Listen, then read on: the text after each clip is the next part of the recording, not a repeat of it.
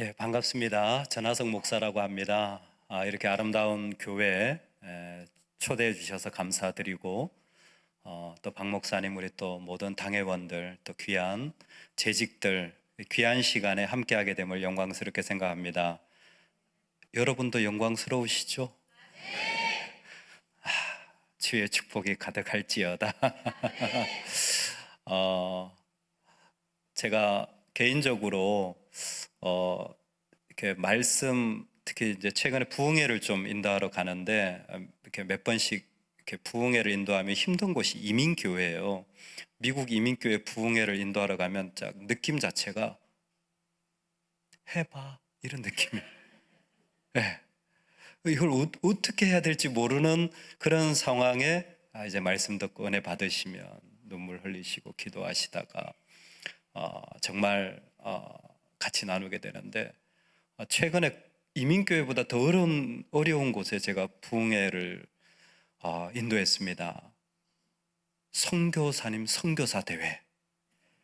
여러분, 설교할 때 제일 어려운 게 목사님 모셔놓고 설교하는 거예요. 근데 목사님보다 더 힘든 분이 목사 선교사입니다. 인도네시아의 한 100여 명의 선교사님들이 저희 교단입니다. GMS 산하 지부가 다 모이셔서 하는데, 감사하게도 말씀을 나눌 기회를 주셔서 며칠을 같이 부흥회를 하는데, 역시 처음 만나는 자리에 이렇게 서 보니까 정말 그냥 눈을 감으시더구만요. 피곤하셔서 그런지. 근데 조금씩 있다 보니까 눈을 뜨시고 또 들으시고 기도하시고 또 눈물로 같이 기도하게 되고. 근데 천산중앙교회는 이거 완전히 그냥 너무 따뜻하네요. 분위기 너무 좋아요. 야, 정말 어느 교회 가서 말씀을 전한다면 제가 이 교회 기억날 것 같아요. 그냥 딱 섰는데 너무 밝으세요. 뭐 짜셨어요? 뭐 연습하신 거 아니죠? 너무 좋은 것 같고 감사합니다. 정말 이 교회를 통해서 하나님 영광 받으실 줄로 믿습니다. 예, 말씀을 나누기 전에 서로 한번 인사하면 좋겠습니다. 이렇게 인사 한번 하시기 바랍니다. 꼭 이렇게 인사하셔야 돼요. 예, 강사 목사님 보니까 우리 목사님이 낫다. 한번 이렇게 인사하시기 바랍니다.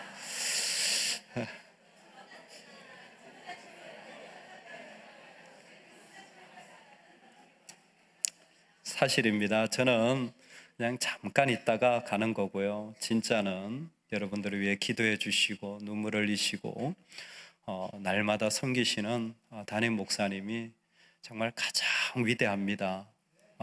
저도 섬겨 볼수록 정말 교회를 섬기시는 분들의 아름다움은 이루 말할 수 없이 존경이 되고 영광스럽습니다. 혹시 장로님들 계십니까? 제가 죄송하지만 잘 몰라서 그런데 장로님들 한번 손 한번 들어 주시겠습니까? 뭐 시무 장로님부터 협동 장로님 다 좋습니다. 예, 우리 한번 이분들에게 한번 박수 한번 하시면 어떻겠습니까? 너무 귀한 분들입니다. 섬겨주셔서 감사합니다. 이하 안수 집사님, 권사님들 정말 귀한 자리에 세움받게 된 것을 감사드립니다. 저는 오늘 재직 세미나로 같이 나누겠습니다. 헌신 예배라면 제가 설교를 할 텐데 오늘은 약간 좀 릴렉스 하시고 피곤하신 분들은 주무시기 바랍니다. 할렐루야. 예, 그냥 세미나로 제가 편안하게 하나님이 말씀 가운데 또 우리 모두가 저나 여러분과 부름받은 종으로서 꼭 준비되어야 될 것 세 가지를 나누고 싶습니다. 첫 번째는 재직은 무엇하는 사람인가? 라는 질문입니다. 재직은 무엇하는 사람인가? 두 번째는 재직은 무슨 열매를 맺어야 하는가입니다. 그리고 세 번째는 제일 쉬운 섬김은 무엇인가? 이 세 가지 질문을 가지고 오늘 같이 나눠보고자 합니다. 사실 우리 모두가 이런 시간이 좀 필요합니다. 습관적으로 살아가던 삶의 자리를 좀 세팅을 바꾸어서 할 필요가 있어요. 이게 제일 안 되는 사람들이 누구냐면 믿는 사람들입니다. 예수님이 이 땅에 오셨을 때에 정작 하나님의 백성이라고 하는 이스라엘은 예수님을 받아들이질 않아요. 그래서 도마나 빌립이나 예수님을 보여달라고도 하고 도대체 어느 길로 가냐고 묻기도 하고, 그래서 예수님께서 내가 곧 길이요 진리요 생명이라는 말씀도 그래서 하시는 것 아니겠습니까? 여러분, 왜 이런 일이 납니까? 우리는 의외로 생각보다 깊은 죄인이에요.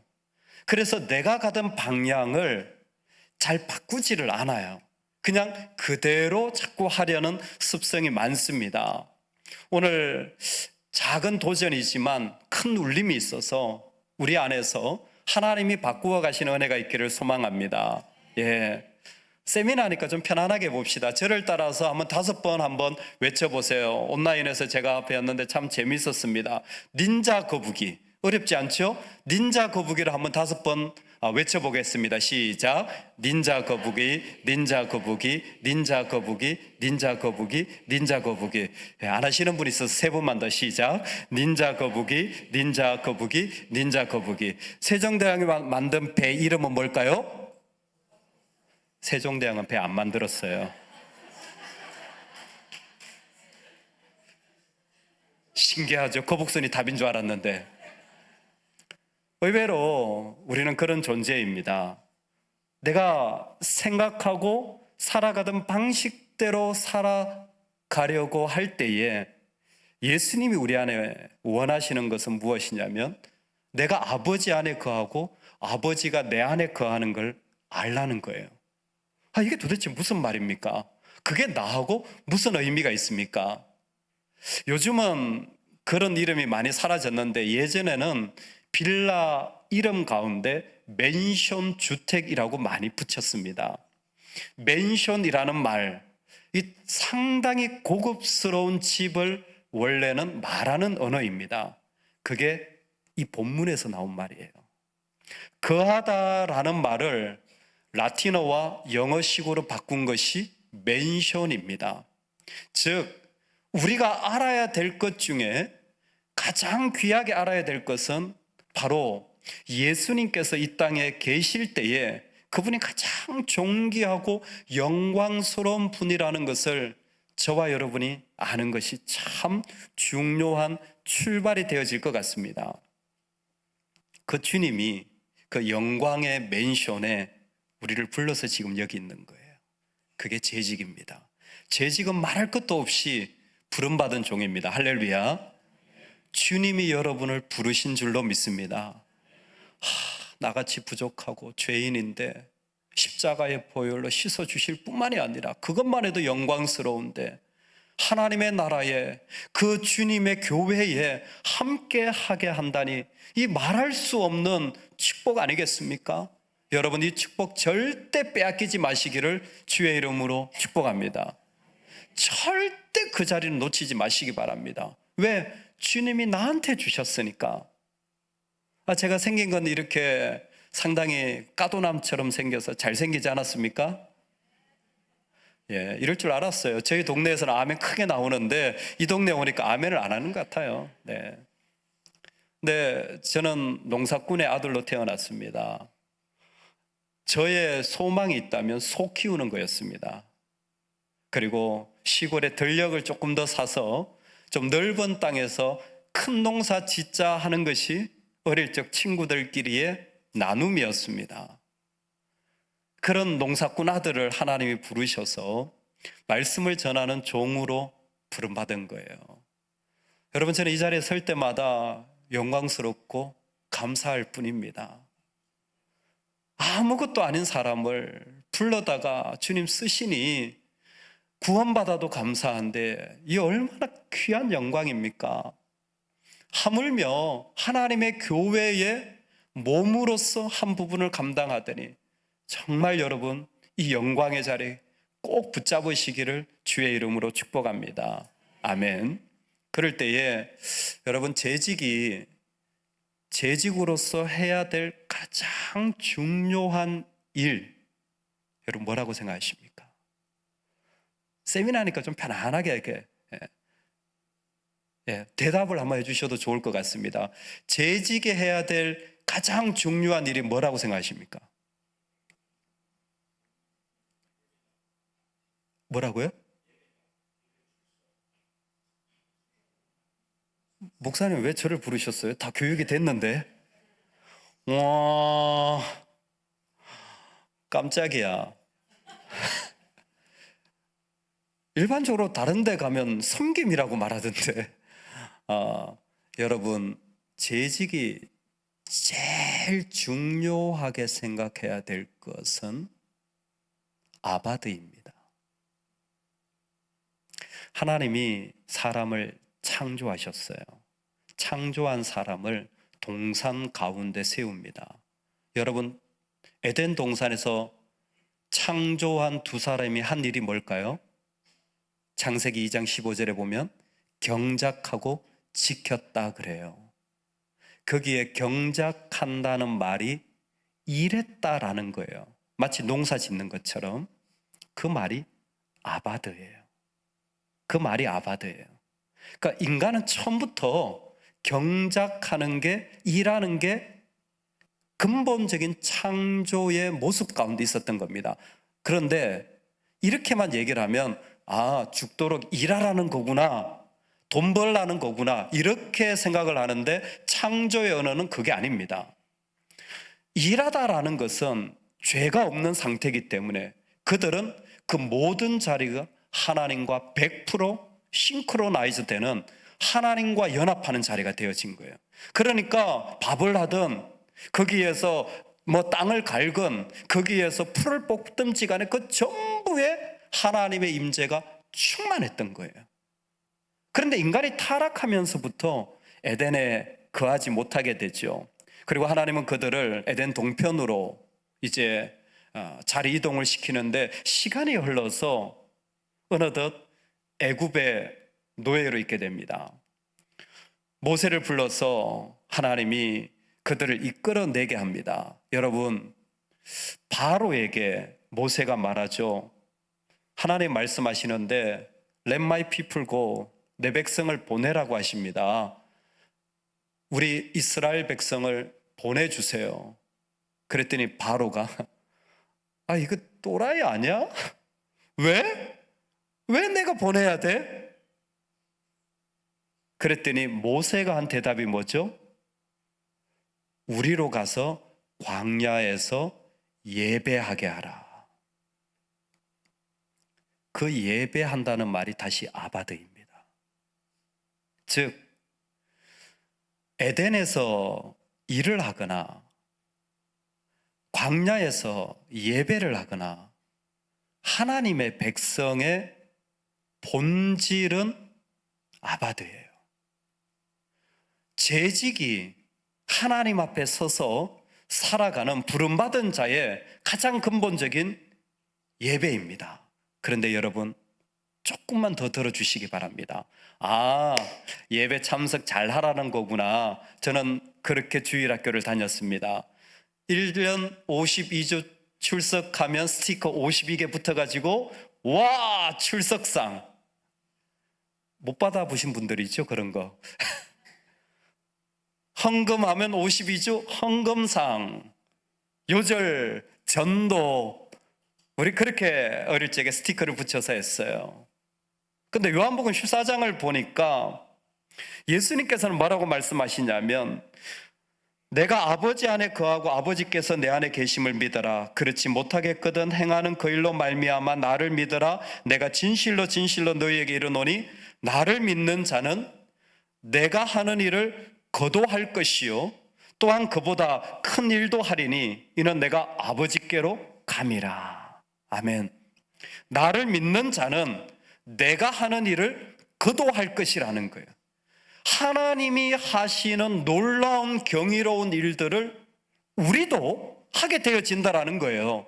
여러분, 이 말의 가장 중요한 부분이 무엇이냐면 우리가 슈퍼맨이 되어가지고 모든 일을 다 잘한다라는 의미가 아니라 그 전에 하나님이 예수님 안에, 예수님의 하나님 안에 계셨던 것처럼 하나님의 일을, 예수님의 일을 하는 사람들은 예수 그리스도가 그 안에 계셔야 됩니다. 이게 첫 번째 일이에요. 이게 예배입니다. 루돌프 오토라는 신학자는 이것을 누미노제의 경험이라고 말합니다. 성도는 주님을 만나는 경험이 있어야 되는 거예요. 여러분, 예배에 앉아 있는 것도 소중한데 여러분이 확인하셔야 되는 건 내가 주님을 만나고 있는가예요. 내 마음이 주님으로 말미암아 감동이 되고 있느냐예요. 누미노제의 경험. 이것은 그 사람의 마음에 특별하게 일어나는 초자연적 현상을 일컫는 말이에요. 여러분, 우리는 초자연계를 살아가는 사람들입니다. 할렐루야. 우리는 이 땅의 상식도 중요하지만 상식을 뛰어넘는 믿음의 세계를 살아가는 신을 만나는 존재들이 예수 믿는 사람들이잖아요. 우리가 지금 해야 될 가장 중요한 것은 무엇이냐면 이 자리에서 부모로서 부름을 받고 직분자로서 부름을 받을 때에 제일 중요한 일은 내가 이곳에서 하나님을 만나고 하나님을 고백하고 그 하나님 앞에 내 마음이 떨려서 그냥 있을 수 없는 그 마음이 가장 중요한 마음인 것입니다. 여러분, 그게 여러분이 해야 할 제일 중요한 일이 되시기를 주의 이름으로 축원합니다. 하나님 앞에 내 가슴이 울려지고 눈물이 나고 고백이 되어지는 자리. 제가 예전에 사역을 부사역자로 하면서 중학생들을 한동안 가르쳤습니다. 감사하게 아이들이 참 많이 부흥을 했어요. 처음에 교회 갔더니 한 48명 되더라고요. 3년을 섬겼는데 150명이 되었습니다. 아이들이 성장하고 부흥을 하니까 교회에서 저를 청년부 사역자로 임명을 했어요. 제가 청년부 잘할 수 있습니다. 목사님 감사합니다. 그리고는 청년부 성경 공부도 하고 막 준비를 했는데 첫째 주일 설교를 하고 둘째 주일 설교를 했는데 이상 징후가 나타나기 시작했어요. 제 마음이 아프질 않는 거예요. 제가 성경 공부도 너무 잘하고 청년들과 프로그램도 너무 잘하고 자신이 있는데 제 마음이 아프질 않는 거예요. 중학생들은 아이만 봐도 눈물이 나고 이 녀석 밤에 또 혼자 있진 않나. 여러분, 밤에 부모님이 12시에 들어오는 부모님이 많아요. 그럼 애들이요 집에 혼자 있는데 무서워가지고 집에 온 불을 다 켜고 있어요. 왠지 기도 가운데 밤 11시에 전화하고 싶은 거예요. 이게 되게 실례죠. 근데 전화하고 있으면 애가 울고 있어요. 전도사님, 좀 무서워서요 어떻게 해야 될지 모르겠어요. 엄마 아빠 어디 가셨니? 12시에 집에 온다는 거예요. 애들만 보면 그냥 마음이 막 아리고 들어오는 것만 봐도 눈물이 나고 그랬어요. 그 마음이 있으니까 막 혼도 심하게 내고 야 나가! 제가 지금 은혜 많이 받아가지고 지금 부드러운 목사님인데 옛날에 제가 칼 같았습니다. 예배 시간에 졸면 일어나 나가. 그러면요 애가요 못 나가요. 막 저 뒤에서 막 어떡해 막 나가. 그 다음날 부모님이 문 밖에서 눈물로 기도하고 계세요. 아니 집사님 왜 여기 오셨어요? 그랬더니 전도사님 죄송해요. 제가 애 교육을 못해가지고 근데 예배는 드리게 해주세요. 밖에서 울고. 제가 이런 사람이었어요. 할렐루야. 칼 같았어요. 근데 애들이 그 마음을 받아주는 거야. 진짜 피자도 많이 먹고 다 청년을 맡았는데 다 잘 되고 있어요. 근데 제 마음이 아프질 않는 거예요. 이런 걸 싹군이라고 하는 겁니다. 가짜인 거예요. 사입인 겁니다.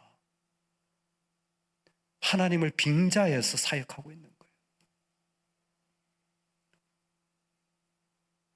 죄송한데 모든 프로그램 취소합시다. 그런 그날부터 무조건 교회 빈방에 찾아가가지고 기도하기 시작했어요. 시간도 정해놓지 않았어요. 하나님, 큰일 났습니다. 제 마음이 울리지를 않습니다. 제 가슴도 뜨겁지가 않습니다. 열심히 하는데 하나도 저에게 감동이 없습니다. 큰일 났습니다. 어떻게 제가 영혼을 만나겠습니까? 이거 가짜인데. 주님, 저에게 은혜를 더해주세요. 주님, 기름 부어주세요.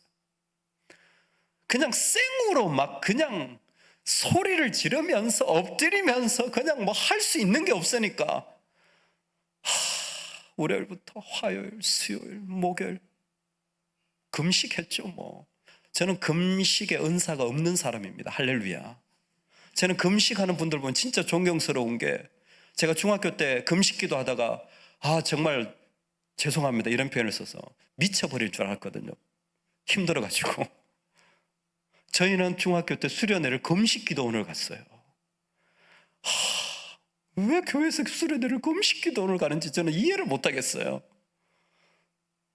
다시는 금식하지 않으리라. 근데 급하니까요 그냥 금식이 절로 되더라고요. 월요일도 굶고 화요일도 굶고 수요일도 굶고 목요일도 굶고, 금요일 되니까 조금 눈물이 나고 마음이 하나님 앞에 조금 열리더라고요. 누미노제는요, 주님이 내 안에 거하시는 건요, 모든 섬기는 자의 생명 같은 자리입니다. 여러분, 반드시 하나님 앞에 나와 엎드리시기 바랍니다. 절대 그냥 하지 마십시오. 우리 하나님 살아 계십니다. 하나님은 우리가 하는 이야기 다 들으십니다. 하나님은 우리가 예배하는 걸 다 보고 알고 계십니다. 하나님은 함께 하십니다. 그때 살아계신 하나님의 그 놀라운 영광과 은혜가 저와 여러분의 가슴에는 깊이 담겨지는 축복이 있길 소망합니다. 하나님께서는 오늘 우리를 부르실 때에 바로 그 아바드의 자리, 그 예배의 자리에서 진정으로 주님을 경험하는 자로 우리를 세워서 초대해 주시는 거예요. 여러분, 그래서 진짜 힘 있는 사람, 진짜 잘 섬기는 사람은 무엇이냐면, 그 사람 보면요 단순합니다. 마음이 준비된 사람은요 단순해요. 그 사람 만나면 기분이 좋아져요. 그 사람 만나면 힘이 납니다. 시선이 끝났어요. 근데 생각이 많은 사람은요, 이야기를 나누면 나눌수록 내 힘이 빠져요. 나눌수록 나도 복잡해져요. 여러분, 주님으로 여러분 마음이 정리되시고 섬기시기 바랍니다. 당회에 들어가십니까? 여러분, 교회 재직회를 하십니까? 여러분, 함께 찬양을 준비하십니까? 내 마음이 준비된 다음에 밥을 하시기 바랍니다. 여러분, 그런 자리가 우리의 가장 중요한 하나님이 부르시는 최고의 자리인 거예요. 어떤 성도님이 그러시더라고요. 목사님, 저는 밥을 할 때도요 제 나름대로 정말 은혜를 구하는 방법이 있습니다. 그래서 그런 방법 좀 알려주세요. 어떻게 밥을 하면서 은혜를 구하면서 그렇게 은혜롭게 밥을 할 수 있습니까? 그랬더니 밥솥에다가 쌀을 앉혀가지고 물을 딱 맞추잖아요. 그리고는 뚜껑을 닫기 전에 그 쌀 위에다 십자가를 딱 긋는다는 거예요. 와, 내가 또 살다 또 쌀 위에다 십자가 긋는 분은 또 처음 봤네. 그랬더니 그럼 어떡해요? 우리 애들이 그냥 이 밥 먹고 은혜 받아야 되는데. 할렐루야. 여러분, 그런 생각 해보셨어요? 이 밥 먹고 은혜 받아야 된다. 여러분, 이런 생각 해보셨어요? 저는 그분이 이렇게 얘기하는데, 십자가 10개라도 그리겠다. 십자가가 중요한 게 아니었어요. 그분의 가슴에는 밥을 먹이면서도 내 자식은 은혜 받아야 돼. 우리 가정은 은혜가 있어야 돼. 그 마음을 있으니까 여러분, 그 가정에 은혜가 있을까요, 없을까요? 있죠, 당연히. 하나님 반드시 그 가정에 하나님의 말할 수 없는 은혜로 채워주시는 거예요. 그 부모님을 보면 그 자녀들이 이런 말할 것도 없이 하나님이 채워주시는 겁니다. 우리에게 제일 중요한 자리는 아바데의 자리예요. 내가 하나님을 예배하고 그곳에서 주님을 만나는 경험이 내 영혼을 감싸 안을 때에 이 세상에 아무것도 없어도 우리는 이미 주의 일을 하고 있는 겁니다. 그 사람이 진짜 주의 일을 하고 있는 사람이 되어지는 거예요. 2025년에는 여러분, 우리 가운데 내가 만난 하나님이 고백되어지고 나누어지는 은혜가 있기를 축복합니다. 내가 만난 하나님의 감동하심이 서로 가운데 전달되어지는 은혜가 있기를 소망합니다. 우리 가정의 자녀들이 그 은혜로 일어나기를 진심으로 축복합니다. 아멘. 두 번째, 제일 중요한 자리, 그건 아바드의 자리입니다. 그렇다면 여러분, 우리가 했을 때 마지막 열매는 뭐여야 될까요? 끝이라고 말할 수 있겠죠. 여러분, 어떤 열매를 원하십니까? 이것도 한번 여쭤보고 싶습니다. 여러분, 어떤 열매를 원하십니까?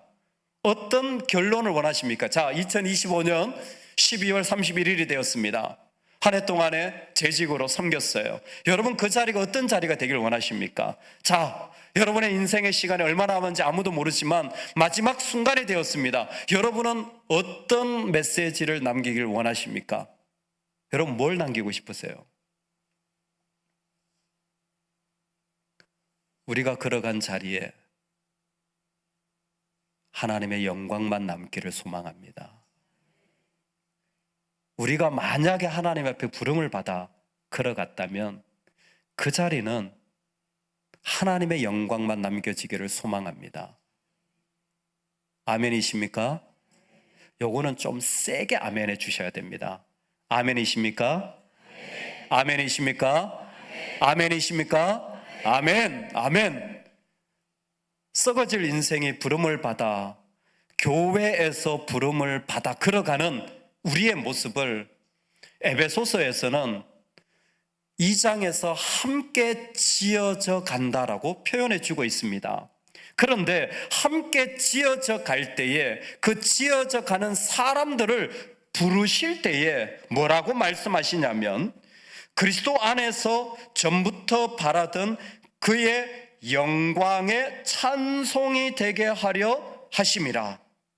한 번 더 말씀하는데 그의 영광을 찬송하게 하려 함이라. 여러분, 교회로 모여서 우리가 걸어가는 자리에 우리에게 만약 남겨져야 될 것이 있다면 다른 어떤 것도 아니에요. 여러분, 사역의 열매, 그건 하나님이 아십니다.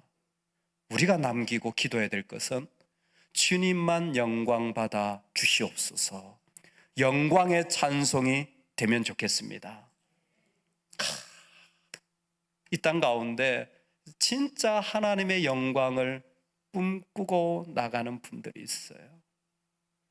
하나님의 영광을 기도하며 나가는 사람들이 있어요. 선교사 대회 집회를 하는데 첫 번째 날 부흥회를 마쳤더니 여자 선교사님이 앞으로 나오셨어요. 아무래도 하나님이 목사님하고 좀 만나라고 하시고 꼭 나눠야 될 것 같아서 목사님 바쁘신데 선교사님 너무 수고 많으십니다. 사역하시는 거 어떠세요? 그랬더니 인도네시아 오지에서 사역하시는데 남편 선교사님은 그곳에서 사역하시다 순교하신 거예요. 하나님 부름을 받은 거예요. 그리고 부인 선교사님이 고민하다가 한국으로 철수를 해야 되나, 이 사역지를 어떻게 해야 되나, 이 교회는 어떻게 해야 되나 하다가 이런저런 갈등하다 그냥 그 자리에 머물시게 된 거예요. 근데 여성으로서 오지에서 사역을 하는데 이 현지인들이 남자 이슬람 문화죠. 남자는 존중을 하는데 여성 선교사님은 도무지 존중이라는 게 별로 없는 거예요. 예전에 남편이 있을 때는 그나마 나았는데 이게 이제 더 어려워진 거죠. 거기다가 시간이 지나면서 교회에 이런저런 어려움이 닥치는데 선교사님 마음이 너무 힘이 들어서 하나님, 이번 선교사 대회 가서 좀 쉬었다가 저는 그만할래요. 이분은 이미 마음의 결정을 하고 오신 거예요. 마음의 결정을 하고 오신 거예요. 근데 첫날 예배를 드리시면서 펑펑 우시고는 하나님 앞에 죄송합니다, 주님. 제가 죽기까지 순종하겠습니다. 마음을 바꾸신 거예요.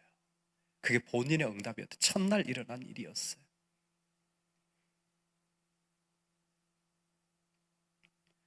여러분, 그게 성도의 모습입니다. 하나님의 영광이 뭐냐면 하나님이 무겁다라는 거예요. 하나님이 무거운 거예요. 카보드입니다. 여러분, 영광이라는 말을 많은 분들이 주님께 영광, 그냥 1등 하면 주님께 영광, 그것도 참 좋은 것 같아요. 본질은 무엇이냐면 어떤 사람에게는요, 하나님이 제일 무거운 거예요. 나의 힘듦과 나의 눈물과 나의 아픔보다 하나님이 무거워서, 하나님이 더 중요해서, 하나님이 더 커서 그 자리에 엎드려지는 사람이에요. 그 사람이 하나님의 영광을 구하는 사람이에요. 나도 해봤어요. 나도 최선을 다했어요. 근데 안 되더라고요. 정말 내가 이렇게까지 해서 해야 되나? 너무 자존심 상하고 답답해요. 근데요, 이 사람은 어디로 가냐면 하나님께로 갑니다. 하나님께로 가서 다른 것 묻지 않아요. 하나님, 하나님의 영광을 드러내고 싶어요.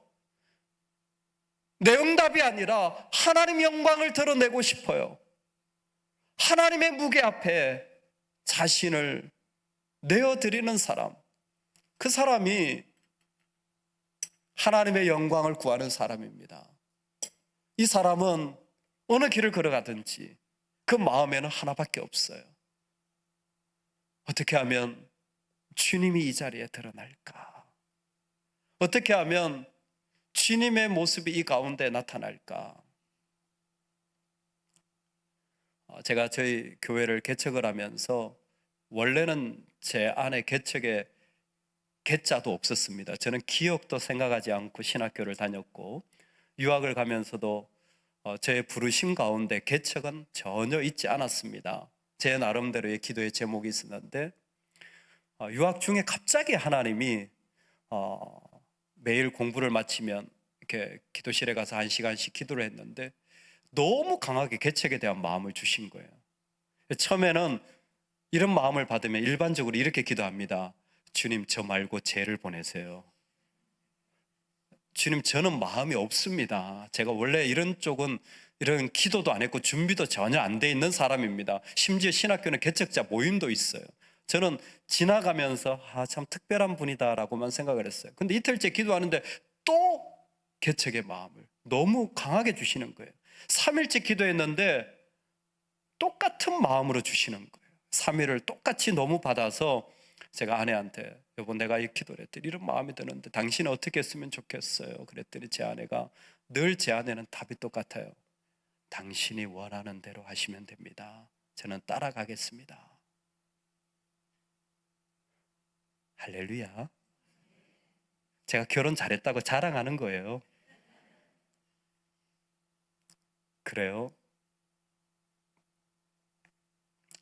담임 목사님과 상의를 하고 사실은 그때쯤 저에게 이민교회 목회 자리가 조금 거론되고 있던 시점이었습니다. 젊은 나이인데도 하나님이 길을 열어주셨어요. 근데 이 부르심이 너무 강해서 제가 9월 말에 부르심을 받고 10월 초에 교회 말씀을 드리고 학교도 깜짝 놀랐습니다. 저희 지도 교수님이 저를 정말 사랑해 주셔서 마지막까지 그분이 신약학계에 1, 2위를 다투는 분이에요. 나중에 세인트 앤드류에서 앤티 라이트와 함께 많은 연구를 하셨는데 지도 교수님도 당황해 하시고 하지만 우리는 부르심을 따라 삽니다. 할렐루야. 그리고는 한국에 왔습니다. 한국에 왔는데 돈도 없죠. 부르는 것도 없죠. 갈 데도 없죠. 그래서 일산 풍동에 들어갔습니다. 일산 풍동에 들어간 이유는 유일하게 저희 처갓집이 거기여서. 그리고 처가살이를 시작하면서 제가 삼식이가 된 거예요. 아침에 눈 뜨면 장모님이 밥 해주시고, 점심에 장모님이 밥 해주시고, 저녁에 장모님이 밥 해주시고, 우리 장모님이 정말 사위를 부담스러워 하시더군요. 뭐 저도 갈 데도 없고, 아침에 눈을 뜨면 주님, 제가 뭘 해야 되나요? 어디로 가야 되나요? 그냥 교회만 봐도 부럽고, 상가만 봐도 저기는 교회니까 너무 좋겠다.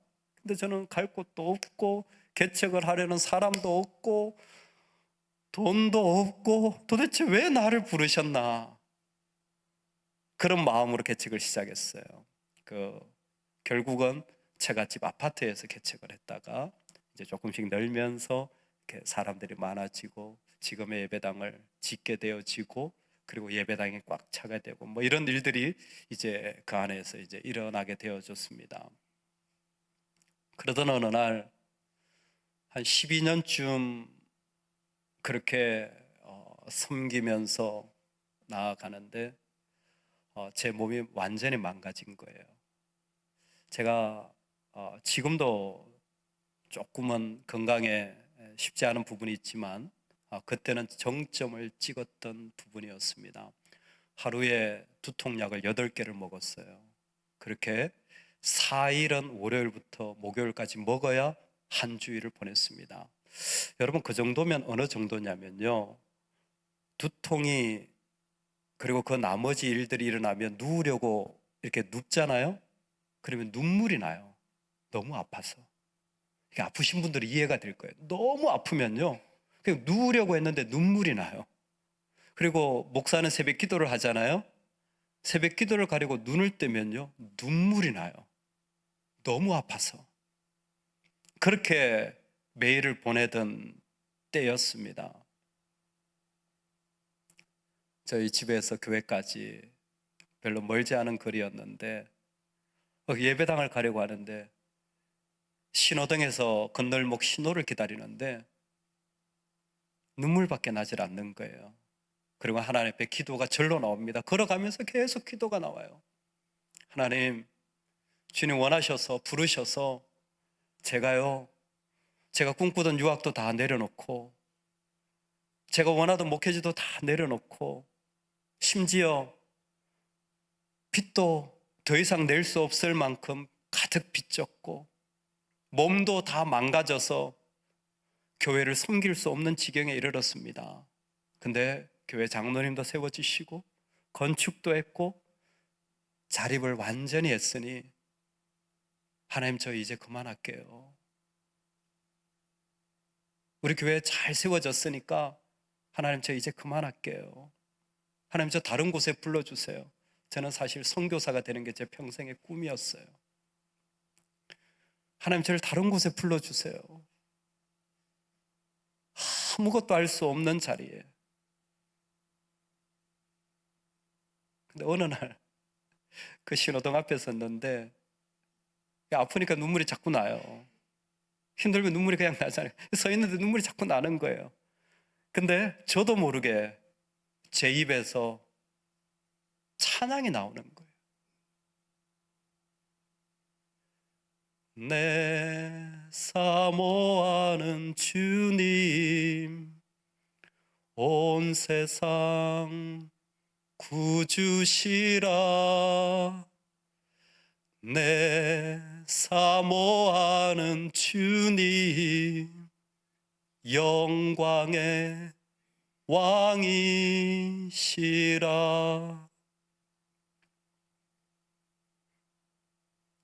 제가 주님은 사랑하거든요. 여러분, 주님을 사랑하십니까? 몸은 망가졌고 마음도 다 부서졌고 아무것도 할 수 없는데 주님, 제가 주님 사랑합니다. 주님 그거 아시죠? 제가 다른 건 모르겠는데 주님 사랑합니다. 하나님 저를 다르게 불러주세요.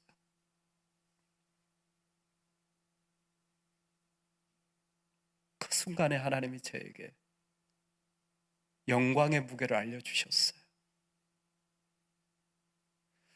제가 다른 건 다 선택하겠는데 뭐 사표야 내가 내면 되는 거 아닙니까? 아니요. 불순종은 제가 할 수 없는 거더라고요. 혹시 그게 불순종일까 봐 너무 두려운 거예요. 혹시 내가 힘들어서 그럴까 봐 너무 하나님 앞에 가슴 아픈 거예요. 제가요, 주님 사랑해서 불순종을 하고 싶지 않더라고요. 우리 모두에게 있어서 내 삶의 어떤 자리에 있든지 간에 제일 큰 무게는 영광의 무게입니다. 내 하나님의 영광스러움, 그분 앞에 불순종하지 않고 나아가려는 삶. 여러분, 그래서 영광의 무게를 아는 사람들의 그 걸어가는 자리는요, 제일 아래 바닥입니다. 제일 아래 밑바닥에. 저는 여기서 주님이 세우셔서 전하는 것뿐이지 저의 자리는 여기 아닙니다.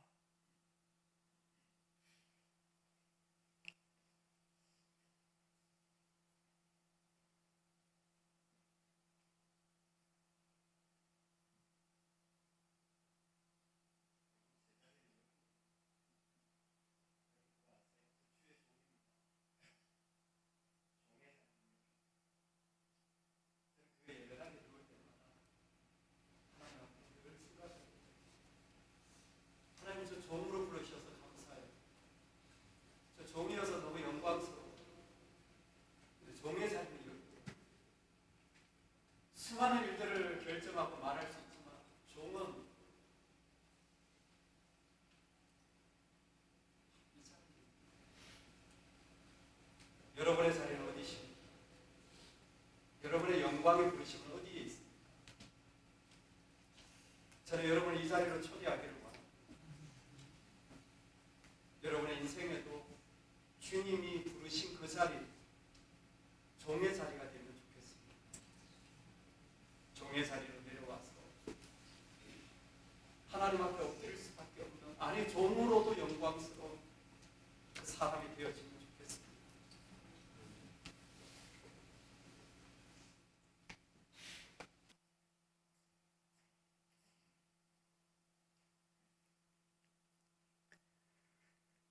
우리가 이 자리를 다 끝낸 한 해나 인생의 자리를 마친 마지막 때나 저는 다르지 않다고 생각합니다.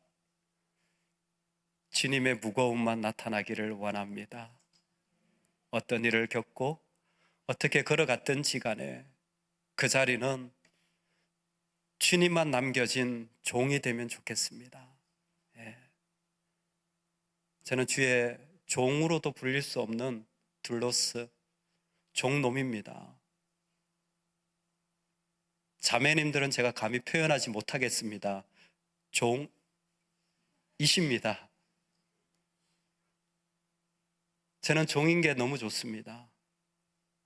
왜냐하면 제 자리가 분명하거든요.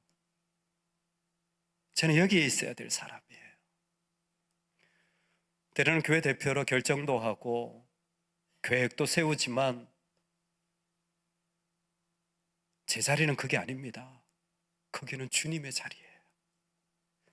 우리의 자리는 주님의 무거움을 나타낼 수 있는 종의 자리가 되기를 진심으로 축복합니다. 아멘. 제일 중요한 재직에 섬김이 있다면 아바드로 말미암은 주님을 경험하는 자리인 거예요. 가슴이 울리고 떨리고 눈물이 나고 기도가 되고 그리고 그 사람을 부르셔서 세우신다면 그 마지막은 꼭 주님의 영광만 남겨지면 좋겠습니다.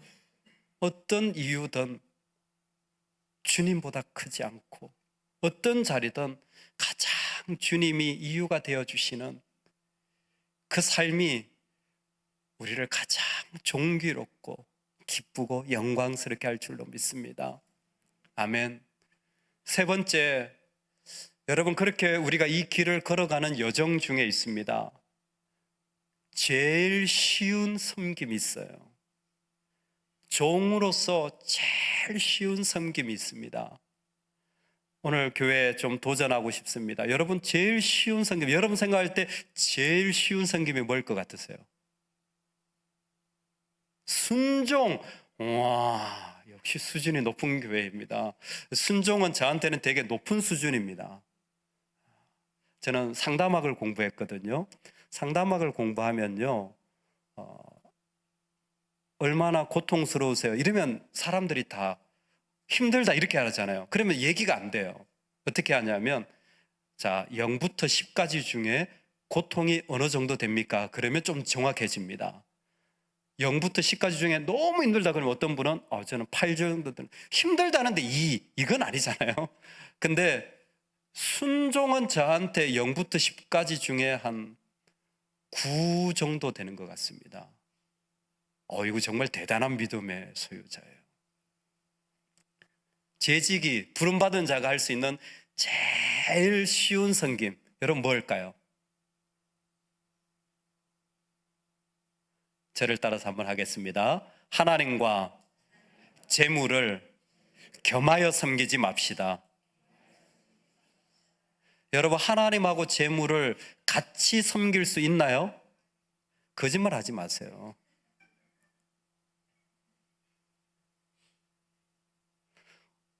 거의 대부분의 어려움이 돈입니다.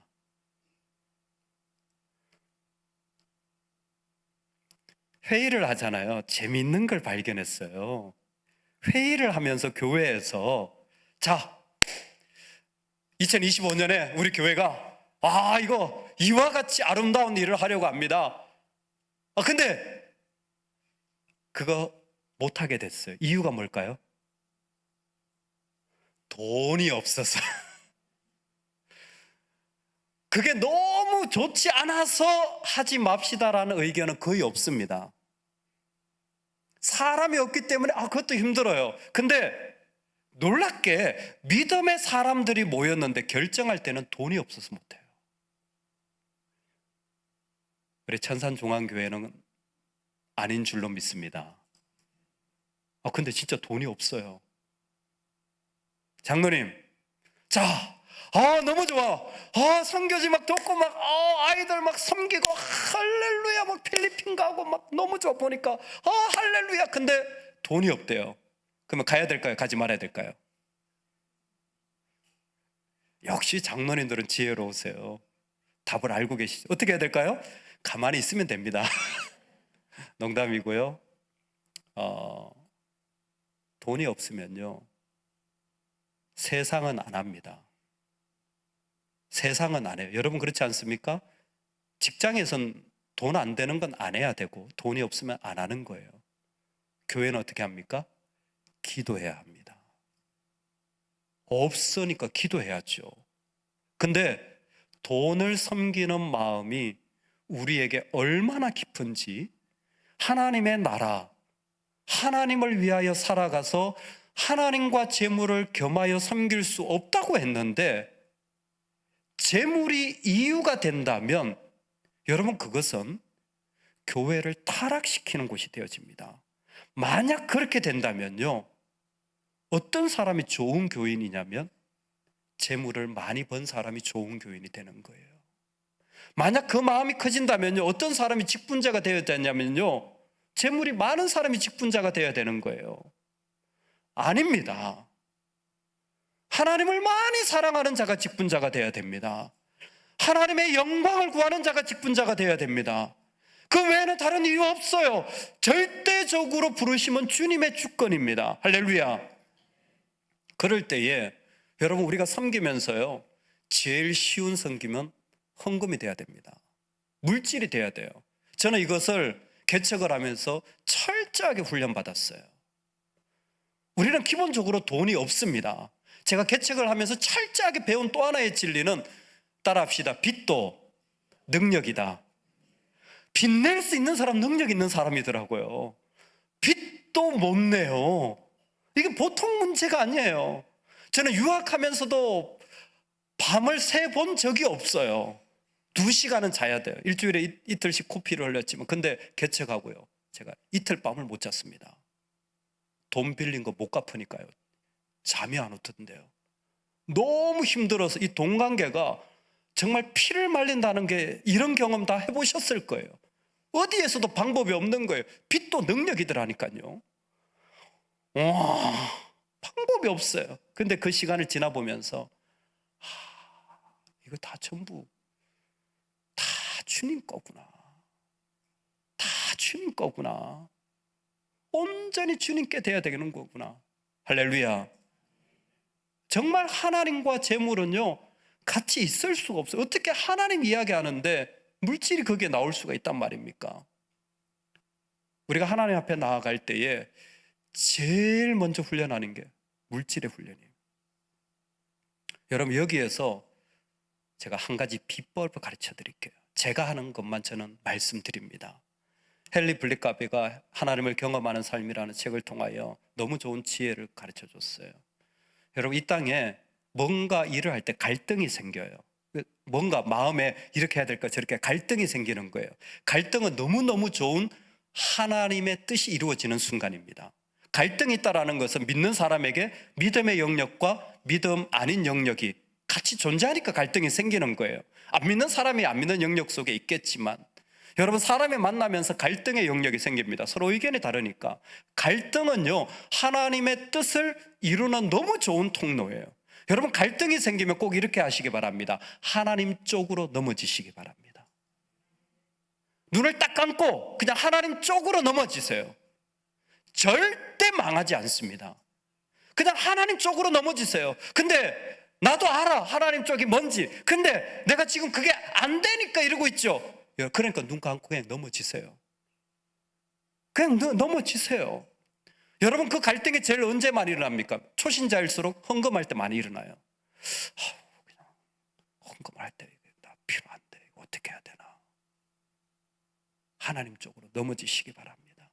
절대 그 인생 손해보지 않아요. 여러분, 우리가 이 땅에 있으면서 하나님 앞에 제일 쉬운 드림이 뭐냐면 물질입니다. 여기에서부터 하나님 앞에 나가는 일이 정말로 필요한 거예요. 부사역자로 사역을 시작하는데 너무 영광스럽고 아름다운데 저희 부모님은 믿지를 않았어요. 믿지 않는 부모님이 있으니까 신학을 한다고 하니까 하나도 도와주질 않았습니다. 오히려 반대하셨고, 부모님의 계획과는 좀 다른 길을 제가 갔기 때문에 쉽지 않았어요. 사역을 시작했는데 부활절을 맞이합니다. 부활절. 여러분, 부활절에는 이 교회도 절기헌금 드리나요? 부활절 절기헌금을 드리는데 제가 당시에 받은 사례비가 50만 원이었습니다. 그때도 많은 돈은 아니었던 것 같아요. 하지만 저한테는 귀한 재정이었습니다. 그 50만 원을 가지고 한 달 동안 밥을 먹고, 그래서 제가 나이가 많지는 않은데 신학교를 다니면서 하루 한 끼를 먹었어요. 저한테는 50만 원이 전부였습니다. 11조를 드리고 뭐 이렇게 하고, 특히 제일 많이 들어간 돈이 아이들, 중학생들 섬기는데 피자 값이 한 달에 25만 원 들어갔어요. 피자 애땅 아세요? 901에 7799 한 판 시키면 2판 주는 거. 저희는 기본적으로 한 달에 한두 번은 공짜로 먹습니다. 하도 많이 시켜죠. 통당 뭐 25만 원 애들하고 그냥 사 먹는 값이 들어가는 거예요. 그리고 저도 책도 사야 되고, 또 제 나름대로 또 기도하는 게 있었거든요. 공부를 위해서 제가 몇만 원은 또 저축을 하고.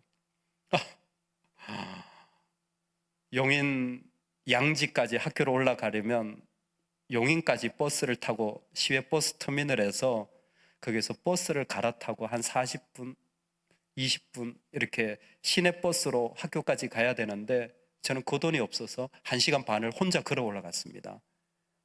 다른 사람은 그 사정을 모르는데 저는 진짜 돈이 없어서 그냥 웬만한 1시간 거리는 그냥 걸어서 갔어요. 근데 절기헌금 됐잖아요. 제가 하나님 앞에 헌금을 준비해서 10,000원을 넣었어요. 근데 그날 저녁에 담임 목사님이 부르시더라고요. 그리고는 아무 얘기도 안 하시고 이렇게 얘기하시는 거예요. 사역자는 헌금에도 모범이 돼야 됩니다. 나구나. 나구나. 그때 헌금은 재정은 훈련받지 않는 이상 늘지 않는다는 사실을 제가 깨달았어요. 저한테 당시는 10,000원은 최선이었습니다. 저한테 10,000원이면요 일주일 동안 시내버스를 얼마만큼 탈 수 있는 금액인지 몰라요. 밥을 한 끼 더 먹을 수 있는 금액이었어요. 근데 하나님이 저한테 가르쳐 주셨어요. 이거 훈련받아야 돼. 너 자유해야 돼. 그리고는 그날부터 결정했습니다. 하나님, 제가 주님 나라 가는 날까지 절기헌금, 성교헌금 제가 이렇게 하겠습니다. 그러던 중에 저희 교회를 섬기는데 제가 너무 존경하고 사랑하는 장로님이 계세요. 강릉에 있는 모 교회 시무 장로님이신데 정말 신실하신 하나님의 아들입니다. 그분은 자업이 3개예요. 왜 그러냐? 낮에는 건축 일을 하세요. 예전에는 정육점을 하셨습니다. 요즘은 건축 일 하시는데 정육점을 하셨어요. 정육점이 한 6시 되면 끝나요. 그럼 뭐 하시냐면 대리운전을 합니다. 대리운전을 하시다가 또 그 다음 또 새벽이 되면 또 무슨 심부름을 또 해요. 제가 깜짝 놀랐어요. 장로님 왜 이렇게 일이 많으세요? 이렇게 힘들게 일하세요? 그랬더니 본인이 섬겨야 될 신학생, 선교사님들이 있는데 재정이 부족해서, 교회가 건축을 해야 되는데 재정이 부족해서 일을 하나씩 그때마다 더 하신 게 하루에 3시간 주무시고 새벽기도 운행하시고 또 일어나서 자기 일을 하시는 분이셨어요. 정말 너무 귀한 분이에요. 저희 교회 모셨습니다. 장로님, 우리 교회 와서 재직 세미나 한번 해주세요. 장로님이면 정말 마음을 많이 나눌 수 있을 것 같아요. 초창기입니다. 그랬더니 그 장로님 오셔서 많은 이야기를 해주셨는데 제가 그 장로님한테 너무 결정적으로 배운 게 하나 있어요. 또 훈련이 됐습니다. 그 장로님 그렇게 가르쳐 주셨어요. 따라합시다. 절기헌금은 11조로 드린다. 아멘입니까? 이렇게 작을 줄 알았어요, 제가. 근데 저는 아멘이 됐어요. 절기헌금 그렇게 하는 거구나. 저는 믿지 않는 가정에서 태어났어요. 이런 거 배운 적이 없어요. 청년 시절에 이런 거 가르쳐 준 사람이 없었습니다. 사역을 하면서 이렇게 훈련시켜 준 분이 없었어요. 근데 그 장로님이 저를 훈련시켜 주신 거예요. 왜 그러냐? 기독교인에게 절기보다 더 중요한 날은 없다는 거예요. 절대적으로 동의되었습니다. 여러분, 부활보다 더 중요한 사건이 어디 있습니까? 추수감사보다 더 중요한 사건이 세상에 어디 있습니까? 명절에도 사과 몇 박스 들고 부모님 용돈 드리러 가는데 하물며 가장 중요한 절기에 성도가 가장 아름답게 하나님께 드려야 되지 않겠습니까? 제가 배웠어요. 믿음의 사람들이 하나님 앞에 훈련받아서 제일 쉬운 자리가 여러분 물질을 드리는 자리가 되기를 소망합니다. 그러면 제일 높은 단위에 10에 이르는 섬김은 뭘까요? 저는 일이 물질이라고 생각해요. 왜? 하나님과 재물은 같이 있을 수가 없으니까. 이거는 그냥 제일 쉬운 거예요. 여러분, 제일 쉬운 섬김이 그냥 알았어, 내가 좀 줄게. 할렐루야. 청년들 가면 20만, 알았어, 30만, 알았어. 그냥 그렇게 하시기 바랍니다. 저는 절대 손해보지 않는다고 믿습니다. 반드시 하나님 갚아주시리라 믿습니다. 10의 단계의 최고 난이도의 섬김은 뭘까요? 기도입니다. 오늘 우리 교회에 최고 단위로 섬기는 자들이 많이 일어나기를 주의 이름으로 축원합니다. 제가 상담학 공부에서 0에서 이렇게 1에서 10까지 이렇게 숫자로 나타낸다고 했죠. 저는 기도도 단순하게 생각합니다. 자, 하루에 1시간 이상 기도하시는 분 솔직하게 손 들어봐 주세요. 하루에 1시간 이상 기도하시는 분.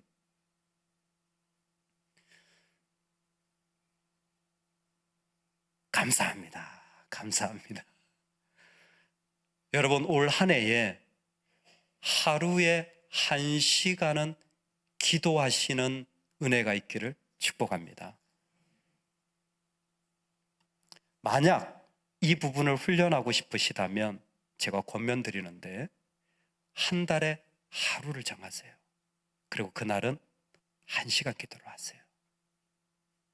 제일 좋은 날은 여러분 월급날입니다. 월급날은, 남편 월급날은 내가 1시간 기도하리라. 한 달을 했잖아요. 그러면 그 다음 달에는 한 주를 한번 해보시기 바랍니다. 월, 화, 수, 목, 금요일까지 내가 하루에 1시간은 기도하리라.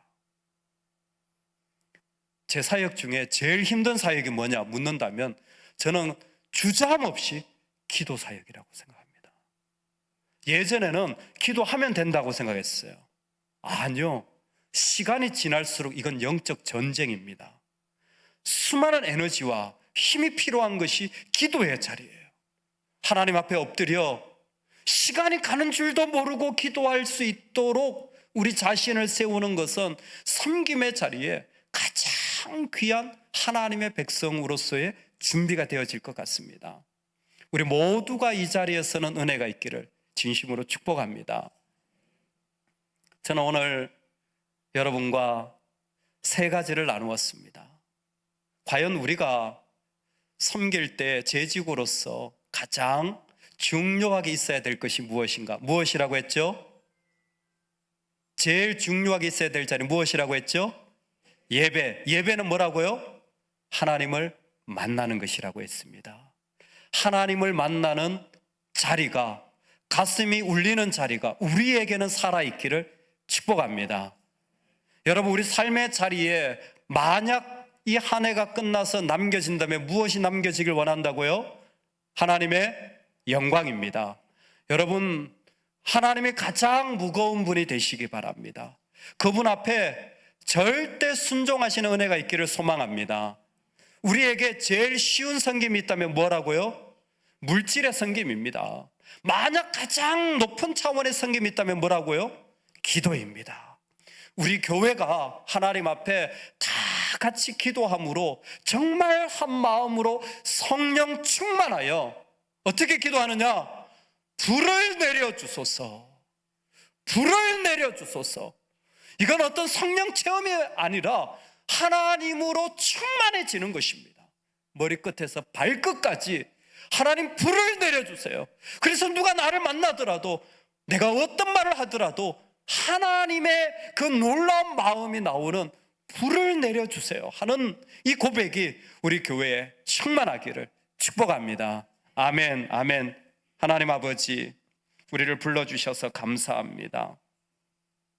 주님 세우시고 인도하신 자리, 하나님이 우리를 세우셔서 여기까지 세움받았습니다.